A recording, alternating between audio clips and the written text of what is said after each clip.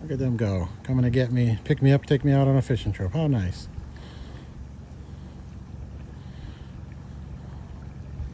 Look like little adults over there. I love it.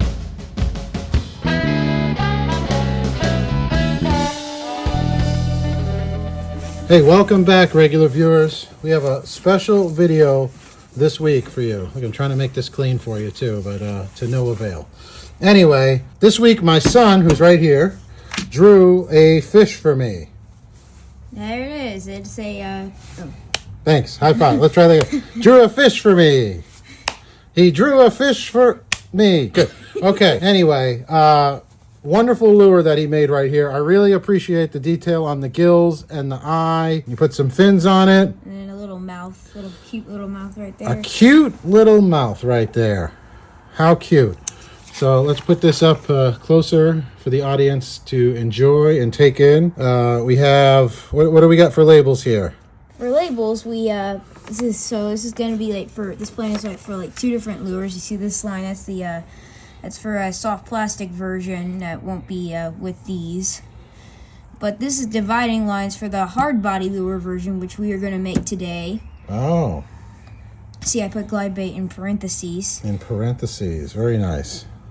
Yeah, and then I say hook for soft plastic right there, and then that's the tie-on point for the Glidebait. This little eye goes into that hook, and that's basically what they. And that's that, huh? And that was the first attempt on the back. Yeah, Okay. first attempt. Well, okay. So we're gonna try and make this lure this week, and again, I'm not prepared. Let me get my reasonably sized measuring device here. So this animal is approximately, if we put this on from tail, right, pinch the tail, to here is about 6 inches. Okay. Yes. So we're gonna make about a 6-inch glide bait this week. Okay. And this is, just so you know, this is something I was thinking of too, is to try to figure out how to make a soft plastic hinged glide bait about that size. So, you know, you could make a mold, you could make a wire harness for it and have it for forever. So if we can get this to work, maybe we'll try that too, because that's like a whole nother leap. Get it? Yes. A whole nother Yeah, I get it. leap. Right? See, like, Yeah. right? Like, Okay, you got it? yeah, like that. Okay, so we're going to try to make ourselves a 6-inch glide bait. And I actually, the regular guy, spent some money this week on building supplies. We went to Hobby Lobby, right? Yes.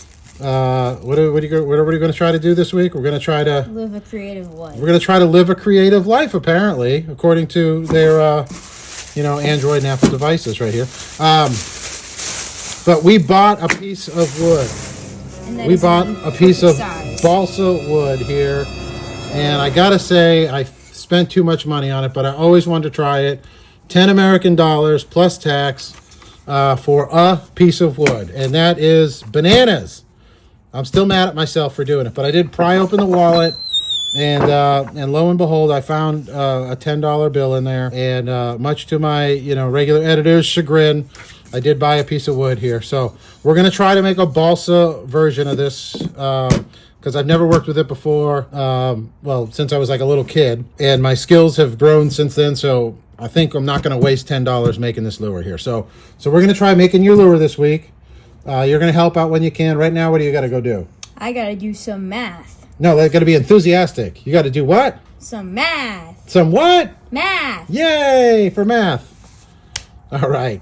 Get on out of here, kid. Thank you very much for playing. Thank you for this blueprint to work with. So I went and made some regular photocopies of it so that I would have a couple different versions to destroy if I made this, and we'll save the original on the regular freezer in the garage where I hang all that stuff. This is a little trip down memory lane. This is the first lure that he drew me that we made here, is his mullet lure. And we can put a link in the description below if you want to see the 3-part series that it took to make this lure right here. And then there's the new one added to that. And then down here was my son's Idea John comic strip. Which included 2 brains on there, 2 brains. And then down here is the youngest regular assistance. The most recent one we made was the Dragonfly Lure. And again, we'll put a description and link below if you want to see how we made ourselves A pseudo-floating Dragonfly Lure right there. Okay, so let's get started on this project. Before we just outright destroy this piece of wood, I'm going to do one of those swim baits where we're going to cut a segment off of it here and just use a strip of it rather than, you know, destroying the whole thing all at once. Let's get that width right now that we're going to want to use. We're going to try to make some decisions with the drawing that he gave us over here. We're going to, I don't think he intended this to be the back. I don't know, maybe he did, but we're going to call it the back because that's a decent width for one of these guys. This is right at 20, yeah, it's right at 20 millimeters there. So, and we're not metric here, but it just works easy on this guy right here. So we will scribe our line all the way down like so. And that is going to be the maximum width of our fish. All right, so now time for death and destruction. We're going to take this guy over to the table saw and do some permanent irreparable damage to it. I mean, get it ready for the next step.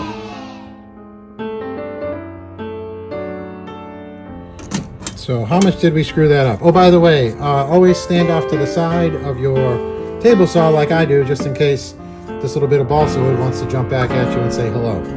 So luckily no regular guys were injured in the making of that last section of the video. Hey, pest kindergarten again. Again, raiding my children's homeschool supplies there. I found this here glue stick. Got to save money on this project there. I spent all of it on the, spent the whole budget there on the one piece of wood. Okay.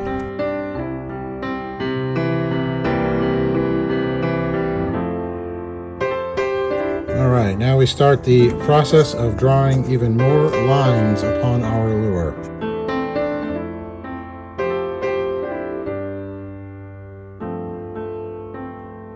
This stuff is already like super easy to work with. It's like cheating. Maybe there's a reason people spend money on specialty wood. Who knew? Okay, so we need to build a joint this direction here. I have heard that 30 degrees is the sweet spot on a glide bait. That could be entirely wrong, and I must have misheard it or probably misheard it or something like that, but that's what we're going to go with.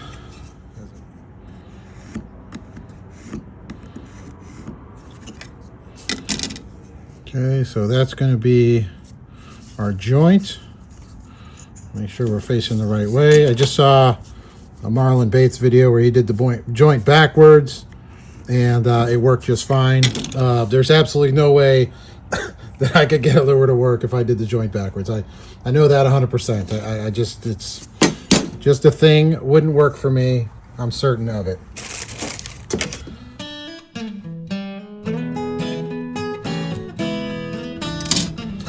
All right, once in a row. Good job. For those of you who know me, who work with me, that think I use that phrase too often at work, I use it on myself too.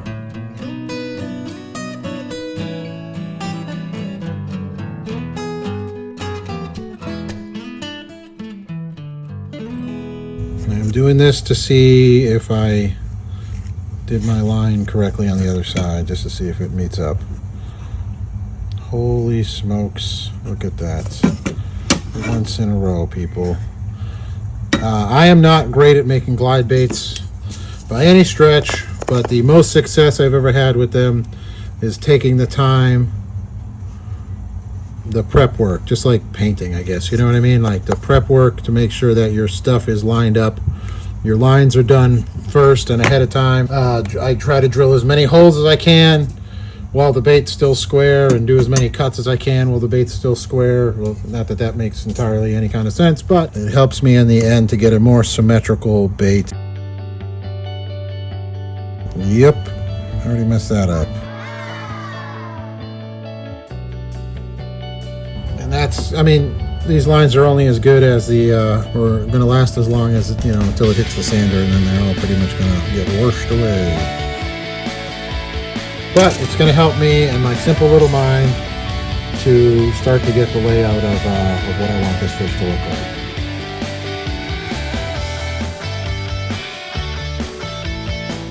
I'm going to make our eye on this side here, just like such as, and this follows the center line down. We are going to drill all the way through it with a fairly thin drill bit to locate that eye on the other side. And it should be relatively in the same place if I went square, which I probably didn't. Now we're going to remove some more material by using our belt sander here over there. Of course, when I said sanding, what I meant was beginning to cut the joint. Right? Everybody knew that, right? Okay. Stop before you break something. And we'll flip it all right. And I'm going to say all this stuff and I'm going to screw it all up, I'm sure, but I take the time to try to get all this stuff right, and then my dog barks at me, because taking the time here is going to help me to not make this a wall hanger and make it a lure that actually functions. Thank you for your input, dog. I appreciate it. All right, so our cuts are relatively halfway to this point right here. That's so as we shape the bait, we already have these cuts established. And I actually, for once in my career, made it fairly straight along those lines that I had drawn on the bait. So we just got to watch and make sure that we are still continuing to follow those lines as we carve it down here. So we're mostly going to be working on this part right here. Yes, we will lose these contour lines, but these were just more abstract, just in my mind to see how this fish would look. And we can always redraw them as the bait continues to progress. But again, that prep work. This, I'm going to try a fiber tail on this lure. I've never really done one before. I think that's what we're going to try on this one. So it's going to come down to a pretty narrow. We may widen this out back here just a little bit just to give me some more meat to work with. But I think I'm going to try a fiber tail on this lure.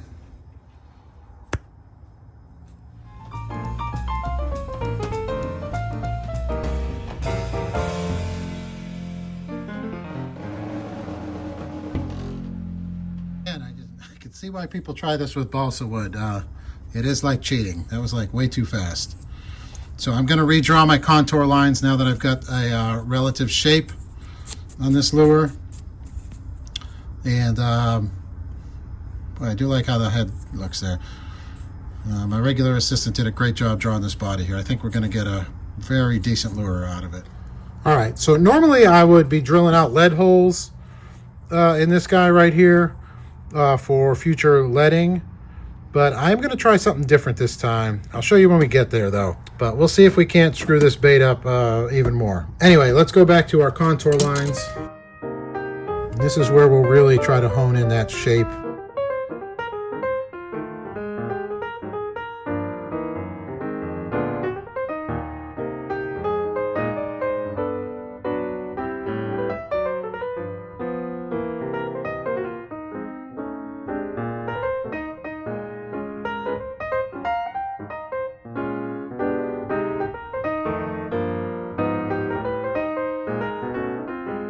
Is usually why I eyeball these, because this is driving me bananas trying to get them nice. This tool does not bend, which is what I need it to do. We will make it symmetrical as we go on. I will have to slow down though on the sander because it chews away this balsa wood super fast. So I could see that I could really screw this up in a hurry.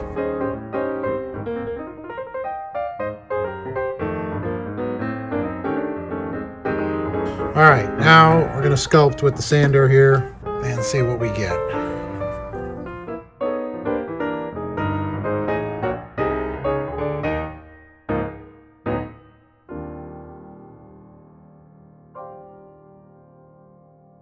Again, incredibly fast, so we really got to take our time with this. Got a little bit of smirk in the front there, So we're gonna have to kind of even that guy out, but I think we're on the right track.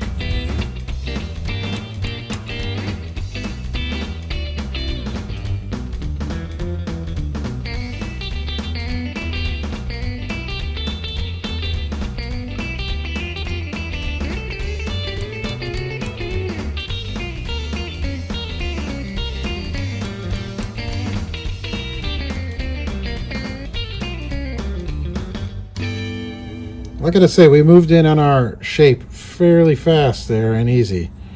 So we still got just, a little bit of geometry issues going on there, but all in all, it is pretty symmetrical. Symmetrical enough that I'm gonna go to hand sanding. Look at, ooh, huh? And clean this dog up with a little bit of that there, hand sanding. Let's redefine the eyes a little bit here so we don't lose those.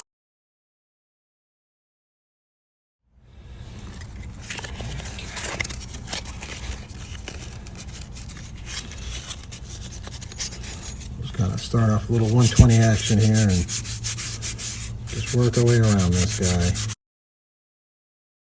This one's working out so nice. Just makes me feel like I'm going to get it hung up on the first cast and lose it.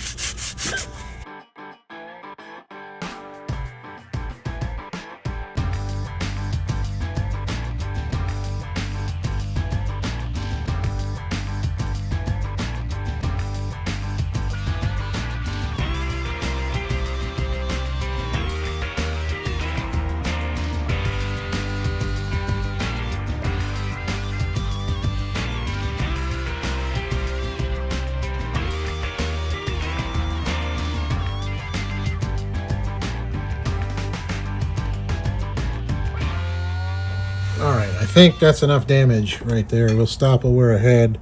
Made a nice shape. I hate to cut it off, but I think I'm going to have to cut that straight off and then put a slot in it because we're going to try to do a brush tail. Okay? A brush tail? Yeah, you make it out of fibers of brush. Like a paintbrush? Yeah. Oh. I should have made an inverse of one of these. I guess we can trace it on the other side, but...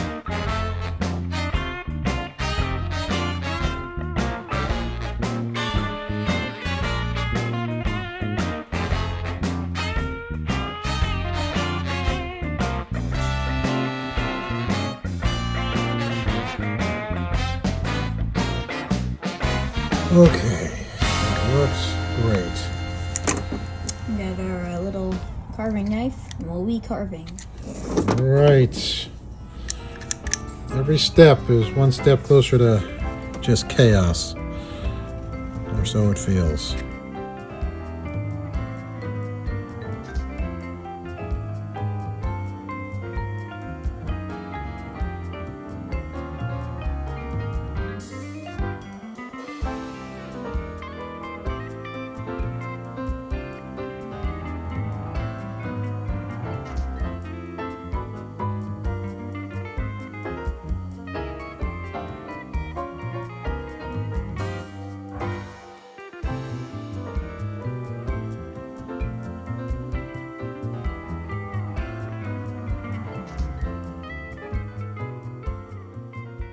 Okay, I think we're gonna have to stop, or else I'll just keep going. We're gonna sand this in with some 220 this time. 220 grit? Yeah, 220 grit. Sandpaper. I don't want the 120. I think the 120 will be a little too aggressive.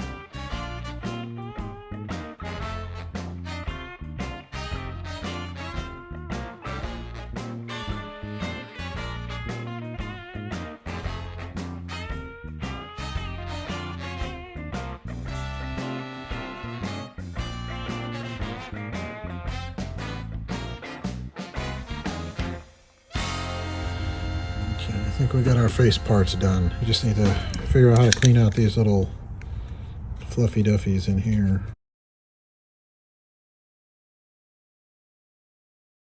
Okay. Oh, nerve-wracking.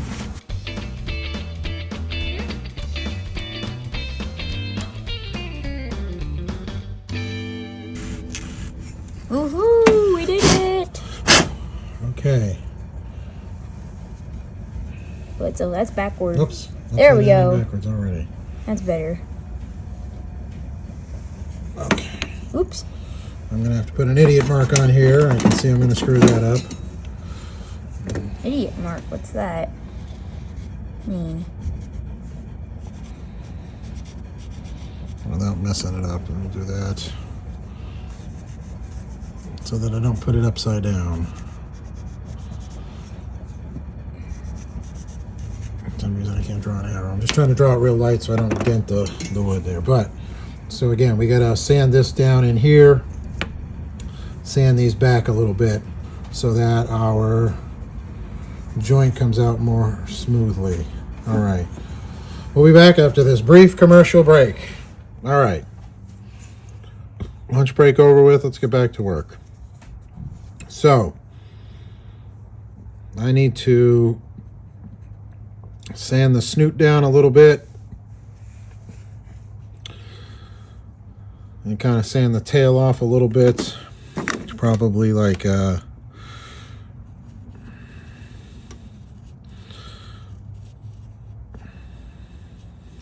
so ish, so that I can put the slot in it for the tail we're gonna make out of something or other. It would have been real nice if I got that perfect under there, but oh well. Can't do that now. Can't fix it, rather. I need a sharper pencil. Stand fast. All right, back from the pencil sharpener. Is that even? Steven. Said, is that even? Steven.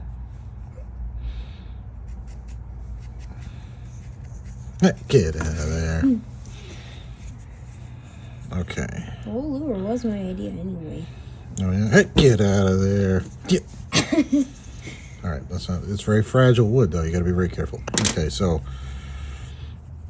I'm gonna bring this back over to the belt sander and try and sand that down. Chamfer here. I'm just trying to see. I'm trying to look sight down at here and see if they're even or not. Unfortunately, I messed the belly up a little bit, so see if we can't fix this.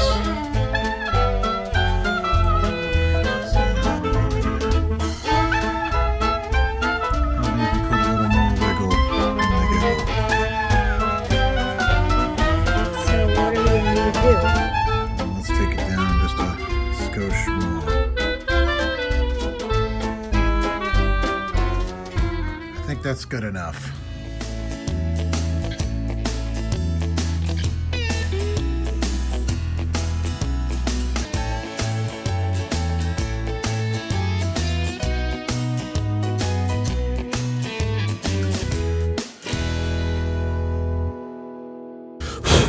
Okay, put our arrow back on so we don't lose, because I've messed that up before too. Start making some real big decision lines on it, and then you lose which way's up. It can happen in life too. Ow. Leave yourself markers. Okay.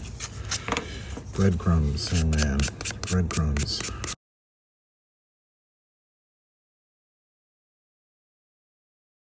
Okay, well that's a little bit better. We moved over our mistake a skosh.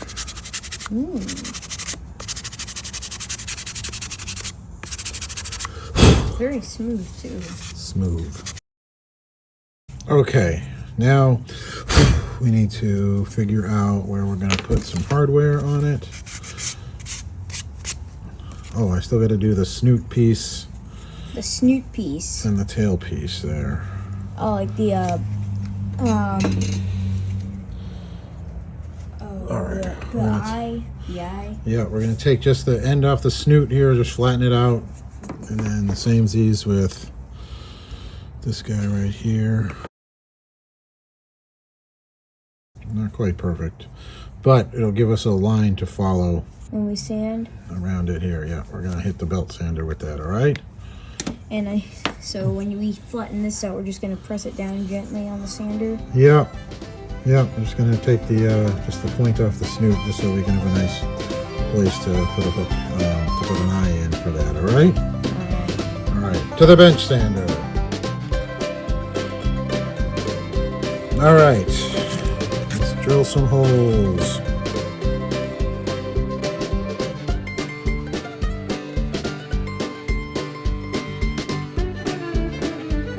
Let's clean this mess up. We'll be right back. Okay. Oh, I feel better now. Look at that. See that? It does clean up. Here's this. Here's that. And we need to make some wire type hangers. One for the snoot. One for the front hook. One for the back hook. Oh, and we are using 0.041 lock wire, stainless steel. 0.041 is because that's what we have. Stainless steel so it doesn't rust. Okay, hinge. Hinge.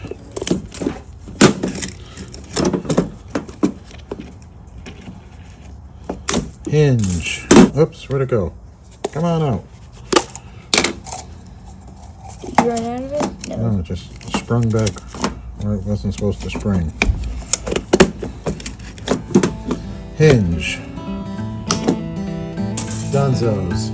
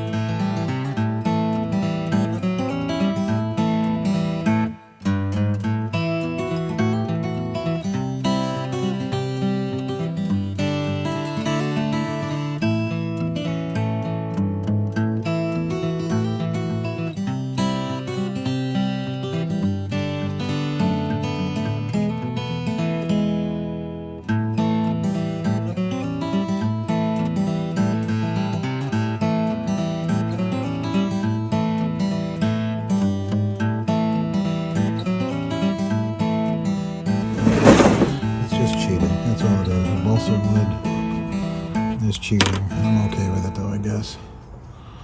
Okay. Oh, you tied the eye in on the head. Yep, the other ones are not going to get glued in though. We're just going to set them. Oh. There we go. I'll explain why later. What's going to hold them in? Good intentions. Good intentions. Yes, that's up higher. They're not really evenly spaced, but again, there's a reason for that here.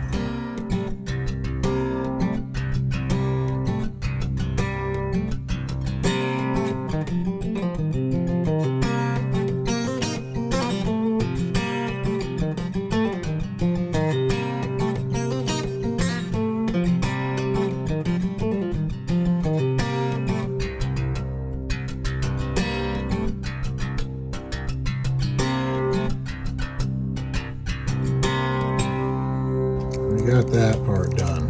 Look at that, kid. Hey, what do you think? That is cool. Okay, so we got our hinges. Swivelly. Swivelly. Alrighty.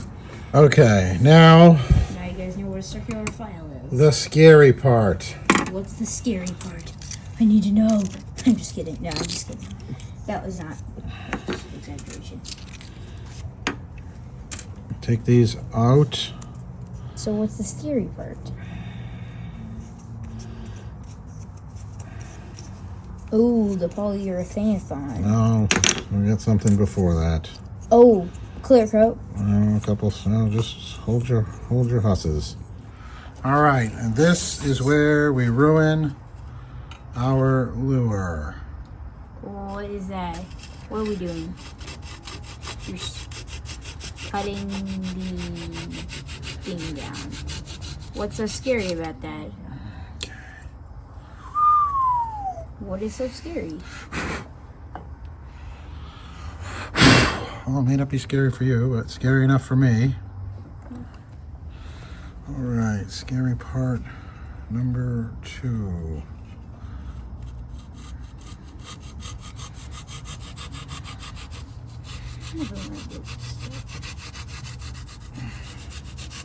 Ah, okay. Did you get it? You got it. Yeah, I know. We cut it nicely. I'm just So scary stuff. All right, so these lead weights are how we're going to try to do this. Never done this in the history of the regular shop, but that's how you get better, kid, is challenging yourself.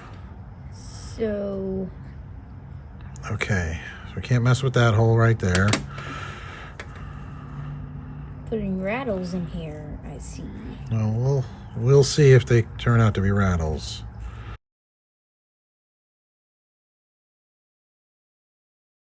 Yippee! Okay, that fits one. That needs to go a little bit deeper. Famous last words.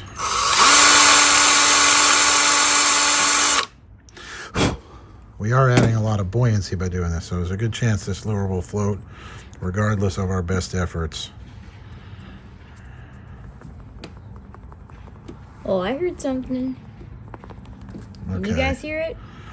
Low tone. All right.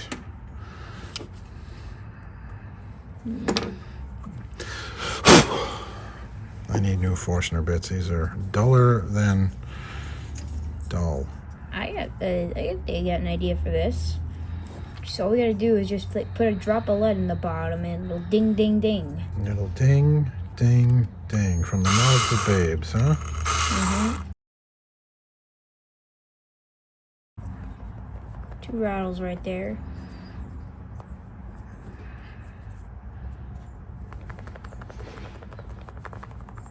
It's a little bit louder.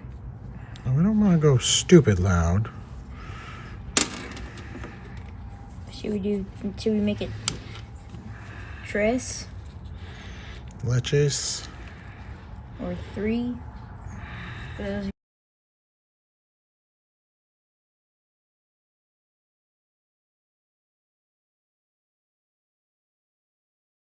Okay. There's not room there for one. But we may have to plug it with a little bit of lead anyways. Why don't we just stick a BB in there? Stick some BBs. Might be able to press one in there and one in there too. Like such as. What's that gonna do? Okay. That's gonna be weight, Yeah, that'll just be weight. and then that's just gonna be a rattle. Hopefully a rattle with weight.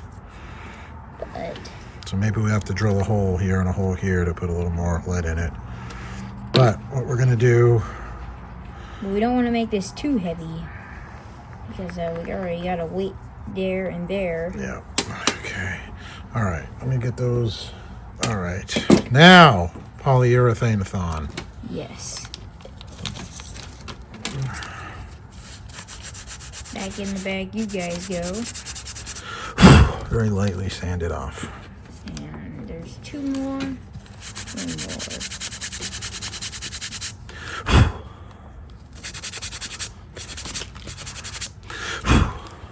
Wow, that actually worked out surprisingly well.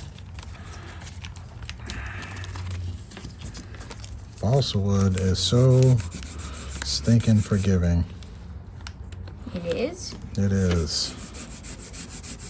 Just a lightly sand there. Yeah, we're just taking the fuzz off of it. So it's like plaster of Paris, very forgiving, right? I don't think Oh no. they might not line up just like they did, but it'll be okay. It'll be okay. We'll make it work. It may have a seam in it, but I'm okay with that. This one working the same way? Yeah, well, we sanded it, so we did take a little bit off. So True, very true. that'll be okay, though. Okay, next step. Polyurethane. That's what we're doing next.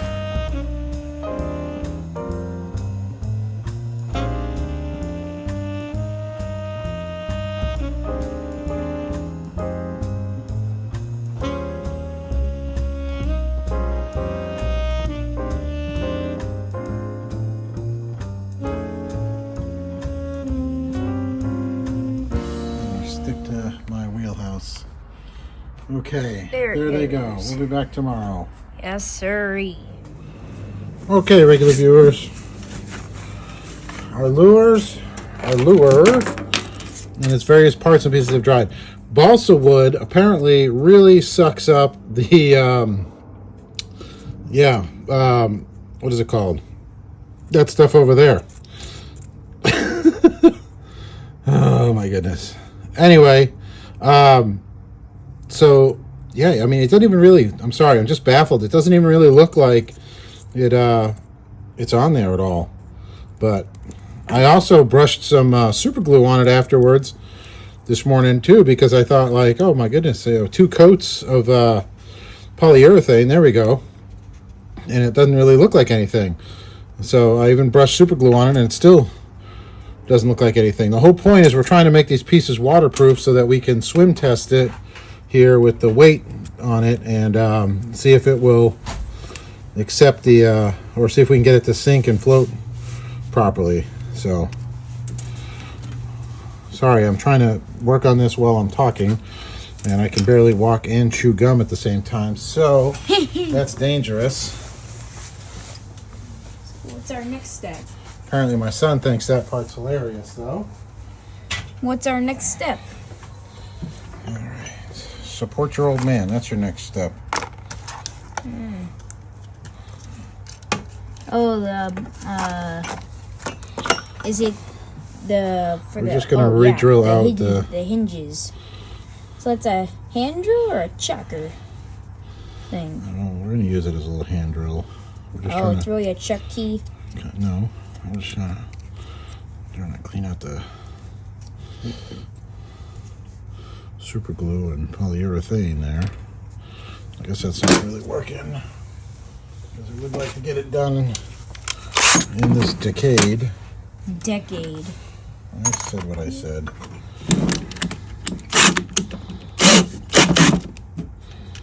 Here goes.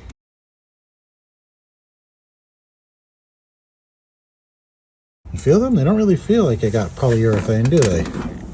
No, they don't. That balsa wood must be drinking it down. Don't you think? I do think. Okay. I need to give this a couple more coats of polyurethane. No, it'll be fine for what we're trying to do here.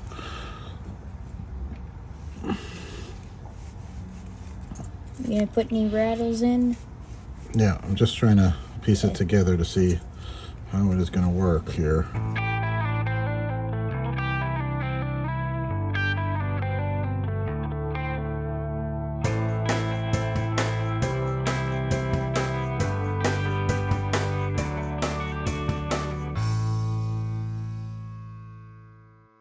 So there's the basic structure. So now we can open it up. Woohoo! Like such as, I was going to use rubber bands actually to hold it together. But we do need to get our hooks for it. We're going to use, what are those hooks? O'Shaughnessy treble hooks. Well, yeah, but what size? These are the size 2. 2. O'Shaughnessy. O'Shaughnessy. Number 2. Hooks on them. Oh man, those are really big. Okay, because we need that weight right there. And then I can't pick up these split rings. I need to learn how to do that. Oh, watch right there, kid. That's it.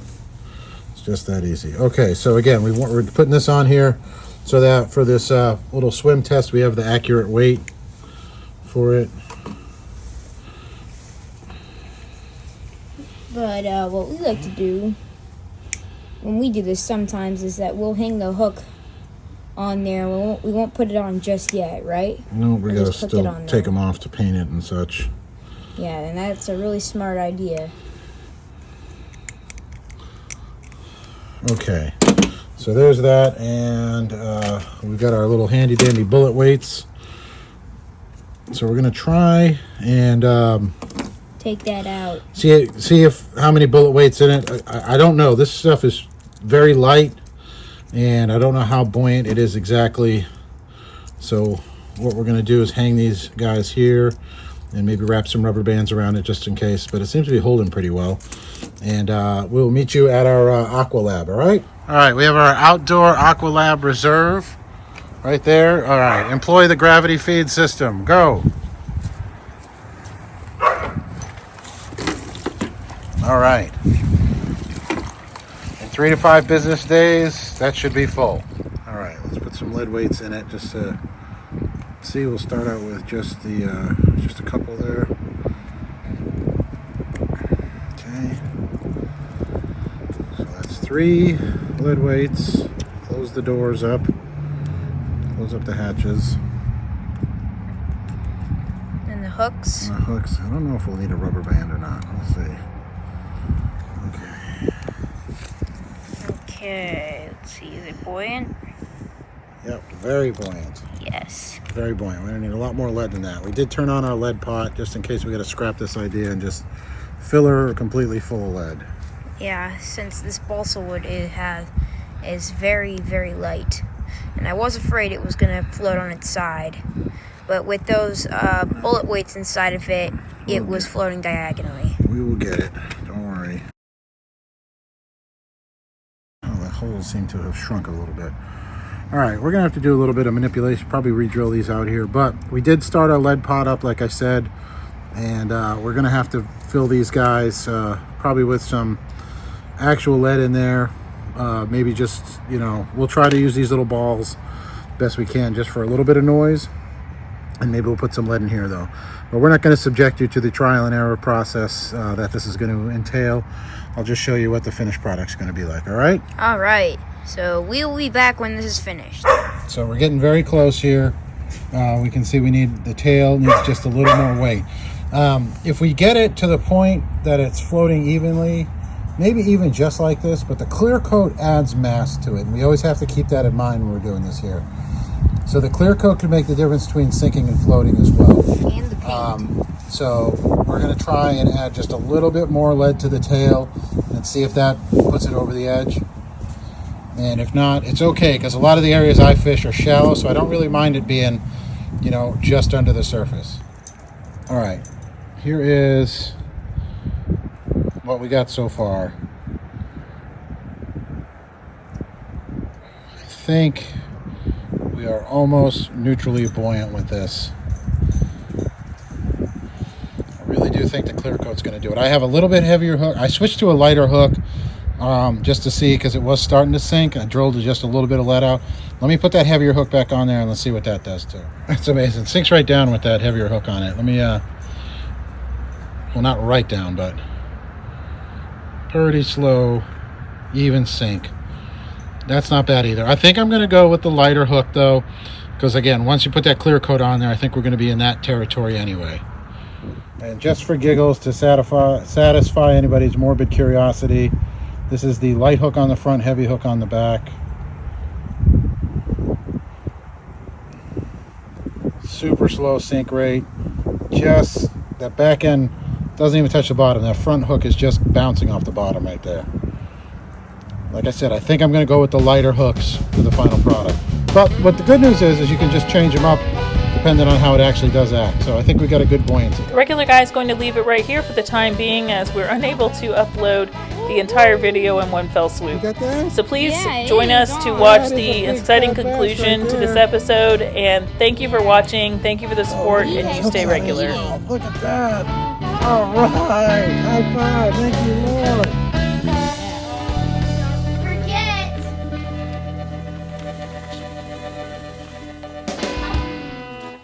Hey, what are you kids doing? You stay regular.